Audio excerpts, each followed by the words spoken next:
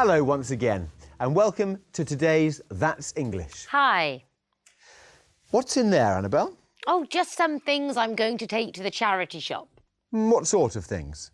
Oh, you know, clothes I wish I'd never bought, books I've had for years and never read. Can I have a quick look? Yes, of course. What's wrong with this? Well, nothing, but I've got 5 of them. Charity shops are great. Today they sell everything, even household goods, like fridges and furniture. Some things are second-hand, but you can also find things that are new. Yes, like Annabelle's hairdryer. That's why our society is called the Throwaway Society, because people buy things and throw them away. Charity shops sell these things and raise money for good causes. Yes. In today's documentary, we're going to talk to someone who works in a charity shop. As you watch, try to answer this question. Why are there more charity shops on the high street?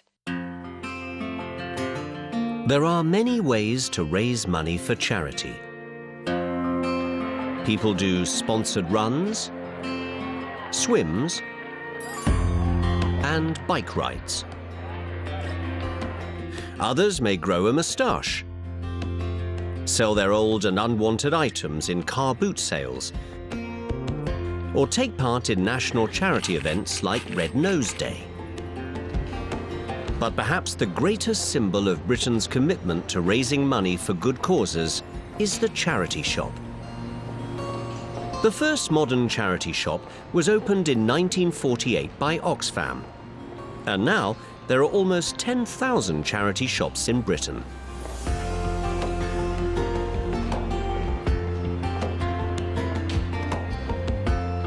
Lou Josland works in a charity shop for the YMCA Central Hearts in southern England. First of all, we asked her how charity shops function. People bring donations to us, or we collect them from homes and businesses. Modern charity shops sell anything from old vintage clothes and household goods to new specially made products. They sell books, CDs, and toys. Some sell furniture, and others sell fair trade goods. About £170 million is raised every year by British charity shops. The money goes to charity. In our case, it provides shelter for the homeless in the area. Most of our shop staff are volunteers, so that means the money, the profit, goes to the people that we're trying to help. One of the results of today's throwaway society is that many people donate items that they have only worn once or used once or twice. Thank you very much. When they first started, charity shops were just for poor people. Now everybody shops in them because they're great value for money.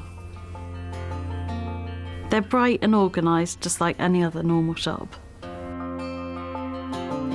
You can buy high fashion or retro styles. Charity shops also play an important role in recycling. Charity shops are important because people now understand the need to recycle. They can do this by donating or buying second-hand goods from our shops. Today, there are more charity shops on the high street than ever before. This is partly because they pay less tax than other businesses. Some people think that this is unfair because it makes ordinary shops less competitive. But most people believe it's better to have charity shops rather than empty businesses. So, these shops raise £170 million every year. That's a lot of money. And the people who work in them are usually volunteers. Yes, often they're retired people. So, now to our question. Why are there more charity shops on the high street? Let's just see it again. Today, there are more charity shops on the high street than ever before. This is partly because they pay less tax than other businesses. So the answer is it's partly because they pay less tax than other shops. Some people think that's unfair, but many people go to them because they're such good value, because they're cheap. Of course, there are other ways to raise money for good causes apart from charity shops. Some people have bake sales where they sell cakes. So let's find out about fundraising around the world. We asked, which are the most popular and effective ways of raising money for charity in your country? Let's have a look. In Canada, it's very popular to raise money for charity through runs. A lot of organisations will have runs during the summertime usually. Charity giving is a big thing in Scotland. In recent years, there have been a lot of self-help groups in local communities raising funds for local issues. There are lots of fundraisers, so I think probably having a banquet or when you're younger, having a bake sale or a car wash would be really popular as well. The most popular way to raise money for charity now seems to be through TV and radio. We have a thing called the Red Nose Appeal, where people do comedy acts, but they raise millions and millions of pounds for charity. I think the lottery, the South African lottery, is one of the biggest ways of collecting money. And that, again, is fairly new. It hasn't been around for a long time. A great way to raise money for charity would be the marathon in England. A lot of people raise a hell of a lot of money by running the marathon.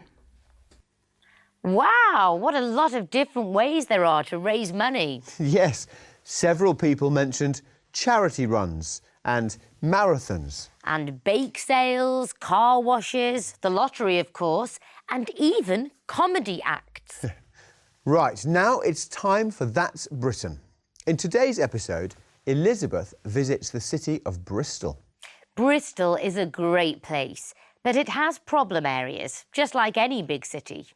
Like the Bear Pit subway, which goes under a main road. Yes, there was a lot of crime there, but local residents have been trying to change that.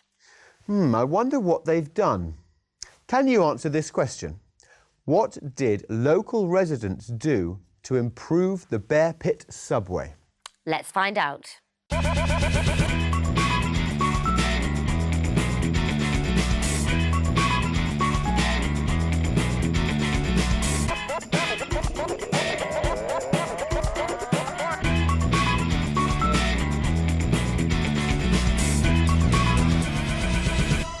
Hello, I'm in Bristol, and this is the city harbour. It used to be a major port until it became too small for modern ships and cargo. Now it's a tourist attraction with museums, galleries, exhibitions, bars and nightclubs. So girls, can you tell me why you came to Bristol today? For like the museums and the harbour and all the boats. There's lots of fun things to do, aren't there? Yeah. Lots of colour. Galleries and cafes. Suspension bridge. It's a great day out.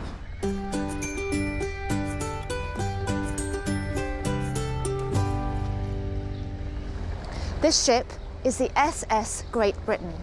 She was built here in Bristol, and when she was launched and went out to sea in 1843, she was the largest ship in the world. The SS Great Britain was designed by Brunel, Britain's most famous engineer, and I'm very lucky today to have him here with me. Can you tell me what else you designed and built? Of course. Here in Bristol, I worked on the floating harbour, which you can see around us here. There is Temple Meads Railway Station, as well as the Great Western Railway connecting Bristol and London, and perhaps most famously of all, the Clifton Suspension Bridge.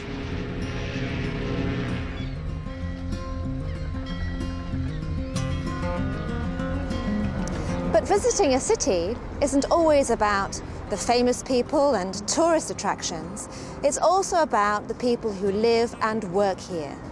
This is the Bear Pit, a pedestrian subway in Bristol, which used to be a notorious area for drugs and crime. But the local residents started a community action programme and changed it into a space for everyone to use.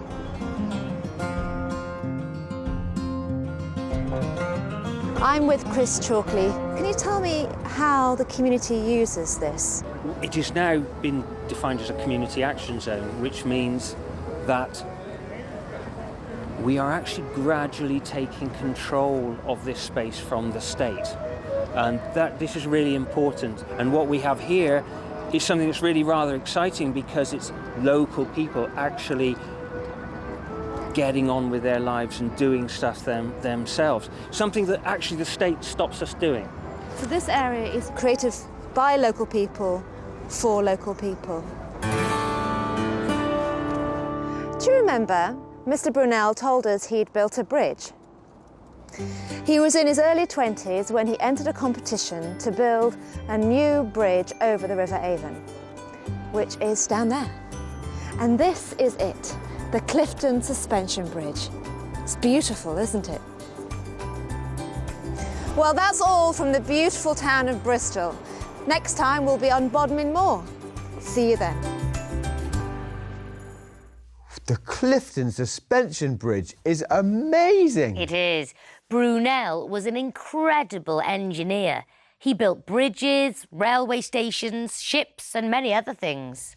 He really improved the city. Yes, and today local people are still trying to improve it. Our question was, what did local residents do to improve the Bear Pit subway? Let's watch it again. This is the Bear Pit, a pedestrian subway in Bristol, which used to be a notorious area for drugs and crime. But the local residents started a community action programme and changed it into a space for everyone to use. So the answer is, local residents started a community action programme and changed it into a space for everyone to use. Isn't that street art good? Yes, it's really colourful. It really makes the area look better. It shows that if communities work together, they can really change a place. Well, that's right. So, that's the end of today's programme. See you soon for the next That's English. Goodbye. Bye-bye.